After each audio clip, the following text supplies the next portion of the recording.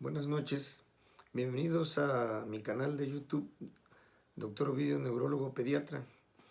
En esta ocasión, por celebrarse el día de mañana, el Día Internacional de la Epilepsia, pues me voy a referir un poco a este padecimiento como un breve mensaje o un mensaje que trataré de hacerlo breve, pero bueno, lo más completo que se pueda para celebrar este día tan importante para todos aquellos pacientes que son aquejados por esta enfermedad. Desde 2015, el segundo lunes del mes de febrero, se instauró como el Día Internacional de la Epilepsia. Por eso el día de mañana, pues este día será conmemorado. Es nuestra responsabilidad aumentar la visibilidad y el conocimiento de este padecimiento, ¿verdad? La epilepsia se describe desde los albores de la historia y se dice que afecta a 65 millones de personas de todas las edades en todas las regiones del mundo, de tal manera que afecta a todos los estratos socioeconómicos y se debe insistir en la necesidad de tomar conciencia acerca de este problema de salud pública porque es un padecimiento con gran impacto desde el punto de vista biopsicosocial.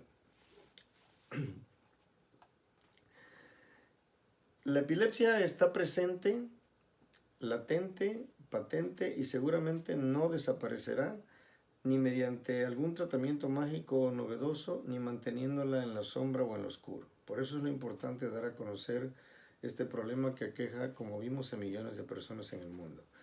Lo que buscamos, en cambio, es un buen diagnosticar, un bien tratar y un bien vivir con la epilepsia.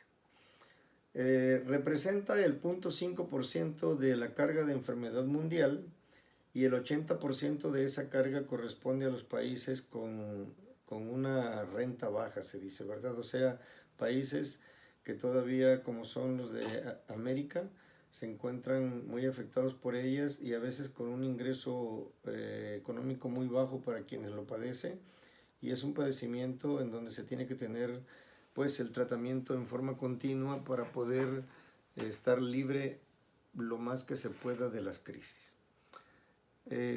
La epilepsia es la ocurrencia o transitoria de síntomas y signos causados por una actividad neuronal cerebral sincrónica que se presenta en un mismo tiempo, anormal y excesiva.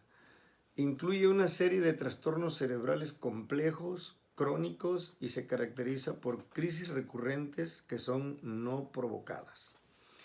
El carácter recurrente de las crisis es un indicio importante de la enfermedad, ya que se pueden tener a veces convulsiones sin que necesariamente el paciente tenga epilepsia. Un 3 a un 10% de la población puede tener una crisis en su vida, pero solo un 1% de la población tiene epilepsia. Es decir, que a veces ese porcentaje del 3 al 10% de las personas puede tener una convulsión y no volver a presentarla nunca más, ¿verdad? El carácter no provocado de la crisis hace que no se pueda considerar portador de epilepsia a un paciente que sufre crisis convulsivas secundarias a una intoxicación, por ejemplo, a la supresión de alcohol, por ejemplo, a drogas, por ejemplo, a infecciones del sistema nervioso central, ¿verdad? A desequilibrio en ciertos electrolitos en nuestro cuerpo, como son el sodio, el magnesio, el calcio, o aquellos pacientes que tienen algunos trastornos metabólicos como baja de azúcar, lo que llamamos hipoglucemia, o durante el uso de algún tipo de tratamiento que pueda precipitar crisis o aquellas crisis que son condicionadas por fiebre. En esos pacientes pues no podemos decir que tiene epilepsia porque ahí la crisis fue por un problema que la provocó. La convulsión epiléptica habitualmente, la gran mayoría de las veces, es por un trastorno no provocado del cerebro, ¿verdad? La epilepsia tiene una manifestación como tanto clínica como paraclínica, es decir, hay cambios en algunos estudios que se le realizan a estos pacientes como el electroencefalograma. El término convulsión habitualmente solo hace alusión a la manifestación motora de una crisis epiléptica y consiste en contracciones musculares anormales y excesivas, ¿verdad? Generalmente bilaterales, que pueden ser sostenidas o ininterrumpidas o interrumpidas, ¿verdad? Es decir, el cuerpo del paciente se puede poner rígido y sacudirse continuamente, que es lo que habitualmente impacta más a las personas que tienen epilepsia. Pero no todas las crisis epilépticas son convulsivas, eso es muy importante recalcarlo, ¿verdad? Por ejemplo, las crisis que se llaman atónicas son de caída súbita al suelo en forma rápida y a veces el paciente se para pero ya con el golpe en la cabeza. Hay crisis que se llaman de ausencias, en donde el paciente únicamente hace una fijación de la mirada con desconexión del medio, ¿verdad? No responde al estímulo externo que hagan los familiares. Y también hay crisis focales con manifestación sensorial, en donde la manifestación es solamente alguna alteración sensorial en el cuerpo. Y hay crisis manifestadas por alucinaciones, que pueden ser de tipo olfatorio, que pueden ser de tipo visual o que pueden ser de tipo auditivo. Entonces, como vemos, la gama de manifestaciones clínicas de la epilepsia pues son muy variadas, ¿verdad? Incluso alguna gente desconoce que esto pudiera ser la manifestación clínica de una epilepsia, cuando hay síntomas que no son motores, que son los más evidentes que la gente ve, ¿verdad? Como caída al suelo, ponerse rígido y sacudirse, como dije anteriormente. La definición actual de epilepsia, pues en 2014 la Liga Internacional contra la Epilepsia, o ILAE como se le conoce también, ¿verdad? Por sus siglas en inglés, define a la epilepsia de 3 maneras.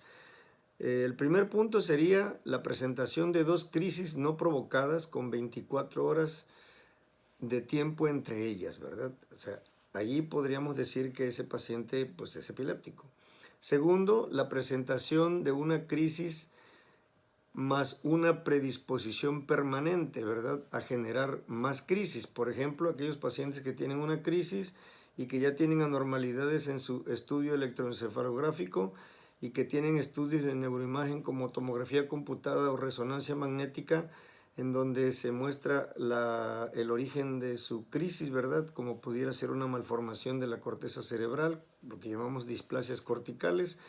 Algunos estudios genéticos que se pueden mandar a hacer que nos permiten ahora confirmar en algunos casos algunos tipos de epilepsias, entre otros, ¿verdad? En esos casos, aunque sea la primera convulsión, el hecho de que ya tengas un estudio normal, que tengas descargas en el electroencefalograma que te hacen de tipo epiléptico, pues nos indica que aquí la crisis va a repetir, no tenemos que esperar una segunda, ¿verdad? Y probablemente instaurar un tratamiento. Y también tenemos el diagnóstico de epilepsia cuando integramos un síndrome epiléptico. Ahora es posible, a través del análisis de un conjunto de signos y síntomas, ciertas características de la crisis y que estas crisis son edad dependiente, definir lo que llamamos un síndrome epiléptico. Edad dependiente quiere decir que hay síndromes epilépticos del recién nacido, de la lactancia, del escolar, del adolescente, ¿verdad? En donde podemos ya poner un nombre definido al tipo de epilepsia que tiene el paciente, como por ejemplo podemos poner el síndrome de Lennox-Gastaut, el síndrome de West, el síndrome de la epilepsia mioclónica juvenil, etcétera, ¿verdad? En estos casos, bueno, ya esas son, así se define actualmente la epilepsia, con estos 3 patrones de definiciones que acabo de comentar. Las manifestaciones clínicas de la epilepsia pues son variadas, pero habitualmente se dice que hay 3 tipos de crisis. Hay crisis que se llaman focales, ¿verdad? Hay crisis que se llaman generalizadas y unas que son de origen desconocido, en donde no podemos clasificarla si focal o es generalizada. Las crisis focales, en las crisis focales la manifestación clínica de una crisis focal es muy diversa. Todo depende de la zona de la corteza cerebral involucrada en la descarga epiléptica. Pero hay en general, pues se puede decir, 4 grupos de síntomas dentro de las crisis focales. Están las manifestaciones que se llaman motoras, que son caracterizadas por movimientos involuntarios de tipo clónico, ¿sí? Son cortos y repetitivos, así como estoy poniendo el ejemplo con mi mano. Otros en postura tónica, donde la extremidad se pone toda dura o rígida, ¿verdad? Y puede haber crisis también mioclónicas de tipo focal o signos motores como la parálisis de Todd, que se puede observar cuando se presentó una convulsión prolongada hemicorporal, o sea, de un solo lado del cuerpo, en donde queda la extremidad a veces sin poderse mover un promedio de 15, 20, 30 minutos, y después se recupera el movimiento.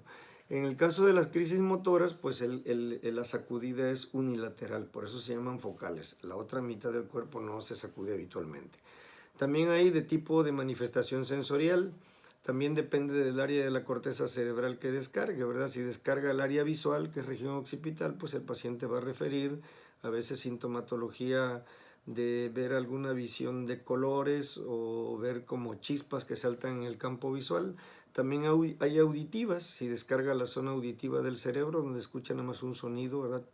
Como un zumbido, o a veces un chillido que escucha en el oído, o puede oír un campanilleo, ¿verdad? Gustatoria, la sensación de un sabor, ¿verdad?, en la boca, y de tipo olfatoria, la sensación de un olor desagradable que se produce en el ambiente donde él está y que nadie percibe. Esas pueden ser manifestaciones de epilepsia siempre y cuando tengan un carácter recurrente, ¿verdad? Es decir, no que te den una vez, sino varias veces. También hay manifestaciones autonómicas. Los síntomas autonómicos son provenientes de un sistema especializado que tenemos, que es el sistema nervioso autónomo, ¿verdad? También conocido como sistema vegetativo, que pueden ser, por ejemplo, palpitaciones, o aumento o disminución de la frecuencia cardíaca, una taquicardia, una bradicardia, sudoración excesiva, a veces episodios de salivación excesiva, acompañados incluso de babeo, que se alorrea, ¿no?, como le llamamos nosotros, pero la gente le llama babeo, ¿no?, que expulsó saliva. A veces puede haber una sensación epigástrica, como una sensación de un malestar ascendente que va subiendo por región retroesternal, ¿verdad?, dejando una sensación de vacío en el abdomen, y se siente una opresión a veces en el cuello. Puede haber cierta náusea y puede haber vómito. En estos casos a veces no hay movimientos motores, sino únicamente la sintomatología que acabo de decir ahorita, pero insisto, esto tiene que ser de naturaleza recurrente. Y también puede haber manifestaciones psiquiátricas, también llamadas de tipo discognitivas, ¿verdad?, en los pacientes que tienen crisis focales. Por ejemplo, la sensación de lo ya vivido, lo que se llama en francés de déjà vu, lo que, por ejemplo, también la sensación de lo ya visto, es decir, estar en un lugar y sentir como que has estado ahí, como que te es muy familiar, ¿verdad? También sensación de lo ya oído, o sensación de lo nunca visto, estar en un lugar y parece que ese lugar que es familiar para el paciente en ese momento pareciera que le es desconocido, ¿verdad? También puede haber como manifestación psiquiátrica o discognitiva la sensación onírica, como la de estar en un sueño, ¿verdad? También hay sensación de despersonalización. Por ejemplo, el paciente puede en un momento dado confundir y no saber quién es, ¿verdad?, etcétera. También puede haber sensación de autoscopía, como la sensación de salirse de sí mismo y observarse a sí mismo desde una distancia, ¿verdad? También puede haber sensación de miedo, puede haber sensación de furia, puede haber crisis de risa, que se llaman crisis gelásticas, o crisis de llanto, que se llaman crisis dacrísticas, ¿verdad? O sensaciones de tipo discognitivo, como por ejemplo que desconoces o se queda el paciente confundido en un momento dado. Antes se llamaban crisis parciales complejas estas de este tipo, ¿verdad? Entonces, como pueden ver ustedes, las manifestaciones focales de una epilepsia pues son variadísimas, ¿verdad? Y a veces incluso, insisto, no son conocidas ni por el paciente y a veces ni por el médico que las ve, porque bueno, para esto hay que tener un alto índice de sospecha. También las crisis generalizadas pues son aquellas en que habitualmente se presenta una pérdida de la conciencia, ¿verdad? A excepción de unas crisis que llamamos mioclónicas, que son generalizadas, pero que no existe así como una pérdida de conciencia como tal. En esas crisis, por ejemplo, el movimiento es como una sacudida súbita, ¿verdad? El paciente nada más hace así. Pero en todas las demás, como son las tónicas, como son ponerse rígido y caer al suelo, las clónicas, temblar, las tónico-clónicas, que van precedidas de un evento inicial de postura tónica o rígida y enseguida caída con sacudida clónica, ¿verdad? Y las atónicas, que es como perder el tono muscular y precipitarse súbitamente al suelo, ¿verdad? Y aquí también puede haber manifestaciones no convulsivas, el ejemplo clásico son las de ausencias, en donde hay una desconexión del medio y el paciente se queda con la mirada fija, en ese momento no responde al estímulo externo. Y existen otras manifestaciones clínicas de la epilepsia que pueden ser debidas a secuelas de crisis frecuentes en el paciente, ¿verdad?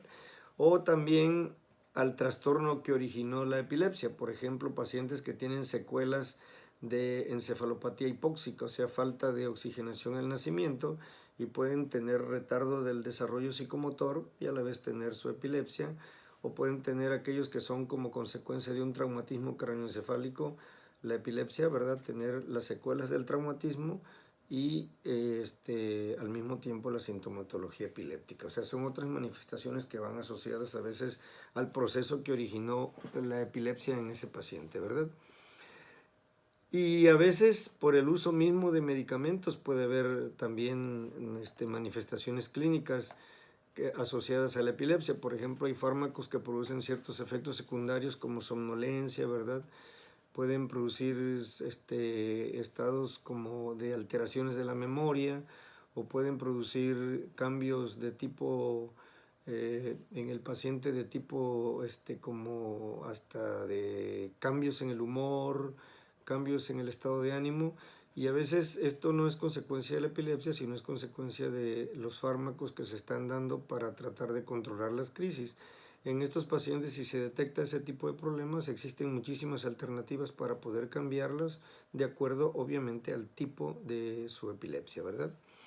El diagnóstico de la epilepsia, pues, se hace evidentemente que con el cuadro clínico. Ante una sospecha clínica del problema sería el punto número uno. Para esto tenemos que obtener una historia clínica detallada de cómo es que sucede el evento, dónde ocurre, cuáles son los síntomas que lo acompañan, etcétera, etcétera, ¿verdad? Todo esto es muy importante, y también conocer antecedentes. A veces hay antecedentes en la familia de que otros han tenido eventos similares a los que presenta el paciente que nos llevan. Pero evidentemente de que además de la sospecha clínica hay que pedir algunos estudios de laboratorio. En el abordaje de la primer convulsión que tiene el paciente, pues se pueden realizar estudios como de biometría hemática, química sanguínea, electrolitos séricos, ¿verdad? Es decir, medir sodio, potasio, calcio, magnesio. Se debe hacer un perfil hepático, sobre todo porque si vamos a instaurar un tratamiento hay que conocer cómo está la función hepática de nuestro paciente, porque algunos medicamentos que usamos tienen un metabolismo hepático y otros no necesariamente hepático, sino un metabolismo renal, ¿verdad? Entonces, esto es muy importante. En el caso de sospecha de algún proceso infeccioso del sistema nervioso central que se esté manifestando con convulsiones, que no necesariamente es una epilepsia, ya lo dijimos, porque la epilepsia habitualmente es un evento no provocado, pues entonces sí hacer estudios pertinentes como análisis de líquido cefalorraquídeo a través de una punción lumbar, ¿verdad?, en el paciente. También es necesario hacer estudios de neuroimagen, sobre todo más cuando las crisis son de tipo focal. Es decir, en las crisis focales la neuroimagen es prioritaria, que puede ser una tomografía de cráneo e idealmente debe ser una imagen de resonancia magnética, ¿verdad?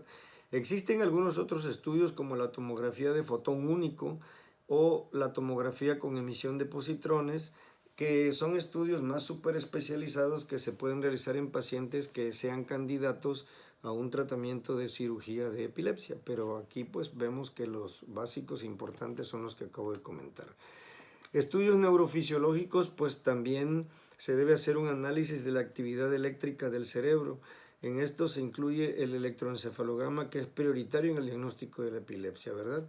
Porque nos puede servir no solo para identificar el tipo de descarga que tiene el paciente, sino para integrar un síndrome epiléptico.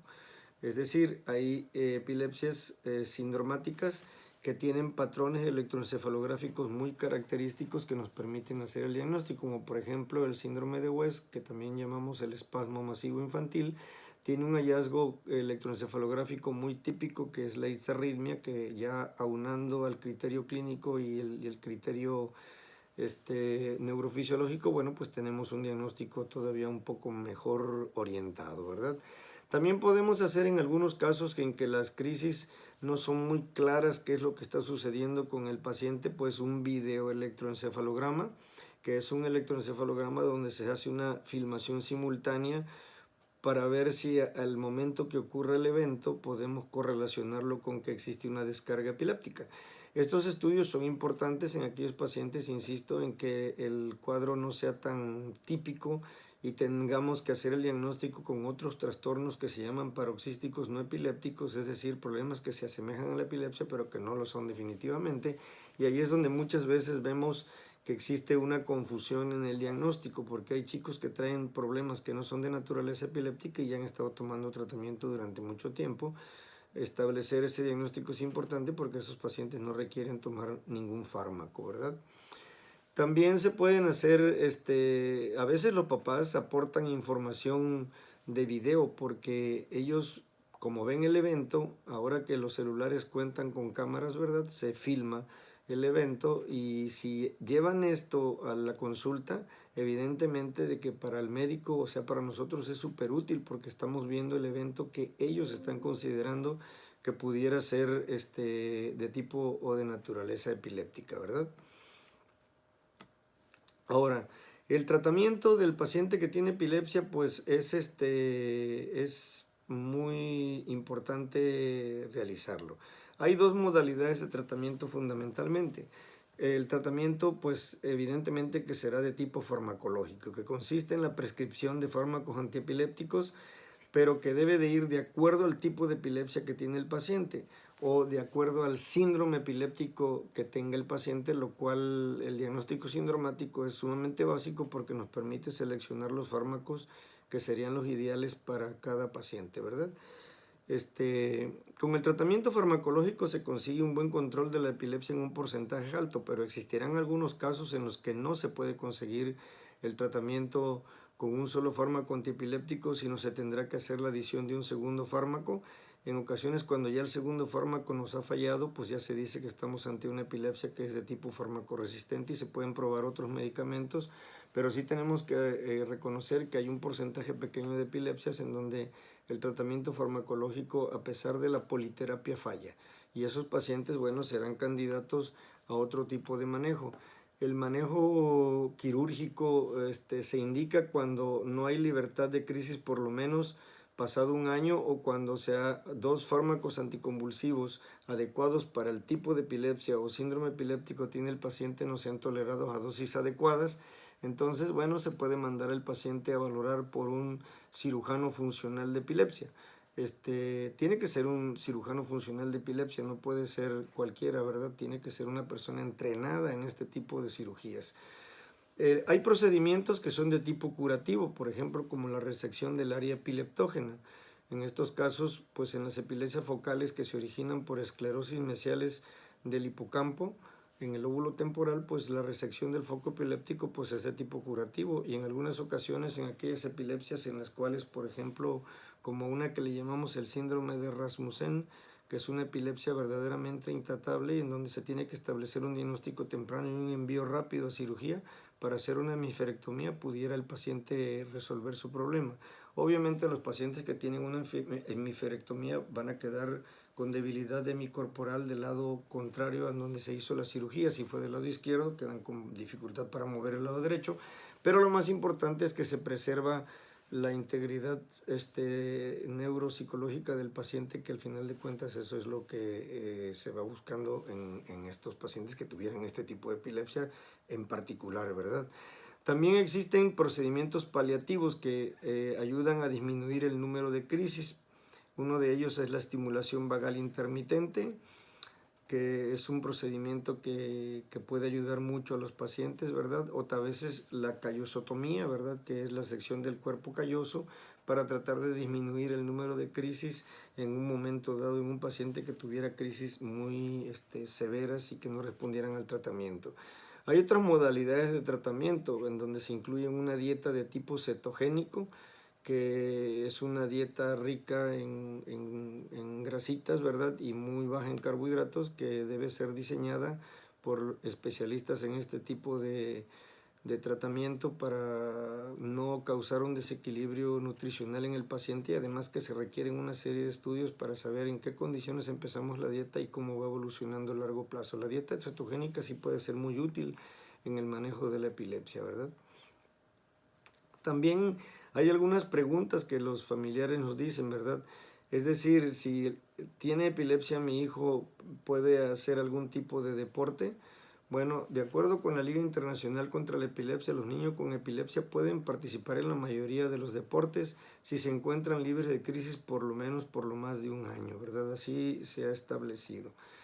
Hay algunas clasificaciones de deporte de acuerdo al riesgo y de acuerdo a su riesgo en pacientes con epilepsia. Por ejemplo, están los que se denominan de clase 1, que son los deportes permitidos. Si la crisis involucra alteración del estado de alerta, se requiere permiso por parte del neurólogo tratante para realizar este tipo de deportes. Pero pues no se requieren precauciones específicas en la clase 1 de deportes que son seguros. Por ejemplo, sería correr, el aeróbics, el fútbol soccer, el voleibol, el boliche, el basquetbol, el fútbol americano, siempre que se use casco, ¿verdad? Rugby, cricket, golf, tenis, squash puede realizar el paciente, gimnasia de piso, hockey sobre pasto, igual con casco, eso sí se recomienda. Puede hacer atletismo, puede trotar, puede realizar patinaje, pero siempre y cuando lleve casco, o patinaje sobre el hielo, siempre y cuando lleve casco, ¿verdad? Esos serían los deportes de clase 1 en los pacientes que tienen epilepsia. Existen también deportes de clase 2 que se denominan deportes acuáticos, en donde sí hay un riesgo importante y sobre todo por riesgo de inmersión, ¿verdad? Si te da una crisis convulsiva en este tipo de deportes. Se puede practicar, pero se requieren unas precauciones propias para estos deportes. Se requiere libertad de crisis completamente en el paciente que va a tener, que lo quiere practicar, ¿verdad? Se requiere presencia de un salvavidas entrenado para realizar este tipo de deportes. Se requiere uso de sistemas de flotación visibles. También la natación requiere supervisión visual directa, sobre todo en alberca, por parte del entrenador, y evitar nadar sobre todo en aguas abiertas. ¿Cuáles son las aguas abiertas? Mar, río o lagos que estén con neblina, ¿verdad? No, eso no se puede permitir ahí sí no se permite, ¿verdad?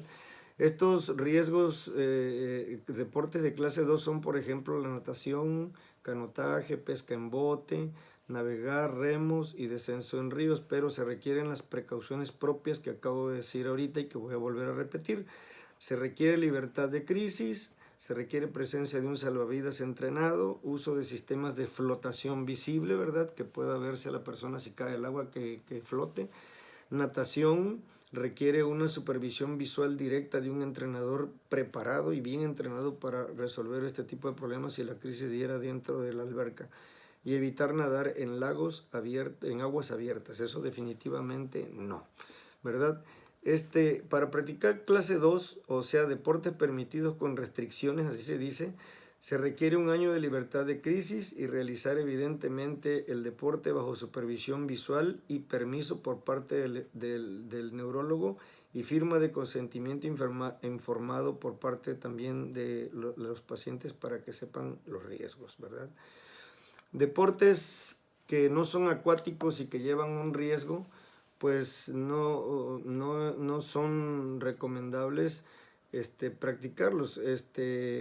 No debieran practicarse excepto en casos excepcionales, cumpliendo permiso del neurólogo, pero ya conllevan mucho riesgo. ¿Cuáles son estos, verdad?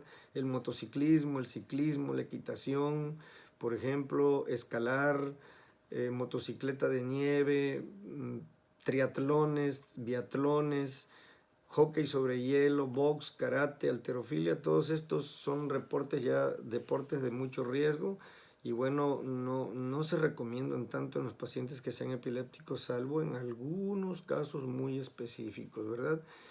Insisto en que pueden practicarse en casos específicos, hay libertad de crisis, pero que no son obviamente la gran mayoría de la gente que lo padece, ¿verdad? Y los no recomendados definitivamente, porque son clase 3, deportes muy riesgosos, ¿verdad? Serían el salto en bungee, acrobacia, gimnasia de altura, salto de parachute, pilotear avión, motociclismo acuático, automovilismo de velocidad, vuelo libre, carrera de caballos, rodeo, buceo, eso definitivamente no. Evitar tipo de deportes porque sí pueden ser muy peligrosos, ¿verdad? Incluso se dice que evitar buceo a menos que haya libertad de crisis por más de 4 años y sin uso de medicamentos sedantes por parte del paciente. Sin embargo, tenemos que ser claros aquí. Aquí sí el riesgo es altísimo. Si le llega a usted a dar una convulsión debajo del agua, lo más seguro es que va a ahogarse, ¿verdad? Entonces, las recomendaciones generales para practicar deportes en pacientes con epilepsia se mencionan en el siguiente cuadro, ¿verdad? Tener sentido común para lo que se va a realizar o lo que se quiere hacer, ¿verdad? Evitar restricciones absolutas. No podemos decir que todos los deportes están evitados. Aquí acabamos de decir cuáles sí se pueden, ¿verdad? Seguir las reglas del deporte que se está practicando. Tener por lo menos, se dice, sí, un seguro de vida y de gastos médicos por si ocurriera un tipo de problema en practicando este tipo de actividad, ¿verdad? Estar libre de crisis de ser posible durante más de un año y si es más, mejor, ¿verdad? Medición de niveles de fármacos anticonvulsivos también debe de hacerse, tratar de usar medicamentos que no produzcan sedación, realizar ejercicios de calentamiento previos al deporte, se debe individualizar cada caso para cuando quiere hacer deporte el chico. Los deportes acuáticos tienen el riesgo de inmersión y aquí se tienen que seguir las precauciones especiales que ya acabo de decir previamente y hablar sobre los riesgos con el paciente y la familia. Ser claros en esto, ¿verdad? Que ellos sepan, ¿verdad? Para que no vaya a haber algún accidente. También otra de las preguntas es, ¿puedo conducir automóvil? Bueno, las leyes de conducción de automóviles en pacientes con epilepsia son variadas de cada país y van desde la prohibición total para manejar a pacientes con epilepsia, aunque estén libres de crisis, hasta una restricción para manejar cuando se alcanza un periodo libre de crisis de 6 a 12 meses. O sea que esto es variable, pero habitualmente manejar un vehículo cuando se padece epilepsia siempre conlleva un riesgo. Eso lo tiene que saber el paciente y lo deben de saber también sus familiares, ¿verdad? En áreas rurales muchos pacientes utilizan transporte público cuando tienen epilepsia o son apoyados por familiares o amigos para transportarse. Sin embargo, en áreas rurales puede haber menor acceso al medio de transporte público y a veces el paciente pues tiene que utilizar algún tipo de dispositivo para trasladarse como una bicicleta, ¿verdad? Pero se corre riesgo, eso es muy importante recalcarlo. Esto es importante hablarlo porque se dice que muchos médicos no hablan con su paciente sobre las precauciones y restricciones sobre el riesgo de manejar o sobre el riesgo de desarrollar algún tipo de deporte, ¿verdad? Muchas veces también nos mandan a preguntar o nos preguntan qué debo hacer cuando le da una crisis a mi familiar o a mi hijo o en las escuelas también, ¿verdad? Bueno, lo primero es observar la crisis y los detalles del tipo de movimiento y otras manifestaciones que presenta el paciente si es primera vez que la presenta para poder dar una información al médico acerca de qué fue lo que sucedió.